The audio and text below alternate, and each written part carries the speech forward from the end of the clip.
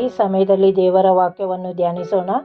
ಧರ್ಮೋಪದೇಶ ಕಾಂಡ 28ನೇ ಅಧ್ಯಾಯ 1ನೇ ವಚನ ಓದಿಕೊಳ್ಳೋಣ. ನೀವು ನಿಮ್ಮ ದೇವರಾದ ಯೆಹೋವನ ಮಾತನ್ನು ಶ್ರದ್ಧೆಯಿಂದ ಕೇಳಿ, ನಾನು ಈಗ ನಿಮಗೆ ಬೋಧಿಸುವ ಆತನ ಆಜ್ಞೆಗಳನ್ನೆಲ್ಲ ಅನುಸರಿಸಿ ನಡೆದರೆ ಆತನು ಭೂಮಿಯ ಮೇಲಿರುವ ಎಲ್ಲ ಜನಾಂಗಗಳಿಗಿಂತಲೂ ನಿಮ್ಮನ್ನು ಉನ್ನತ ಸ್ಥಿತಿಗೆ ತರುವನು.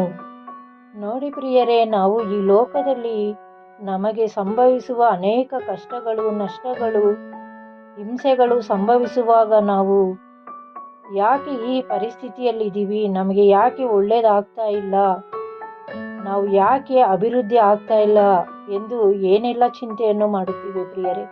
ಆದರೆ ದೇವರ ವಾಕ್ಯವು ಹೇಳುತ್ತಿದೆ, ನೀವು ನಿಮ್ಮ ದೇವರಾದ ಯೆಹೋವನ ಮಾತನ್ನು ಶ್ರದ್ಧೆಯಿಂದ ಕೇಳಿ, ನಾನು ಈಗ ನಿಮಗೆ ಬೋಧಿಸುವ ಆತನ ಆಜ್ಞೆಗಳನ್ನೆಲ್ಲ ಅನುಸರಿಸಿ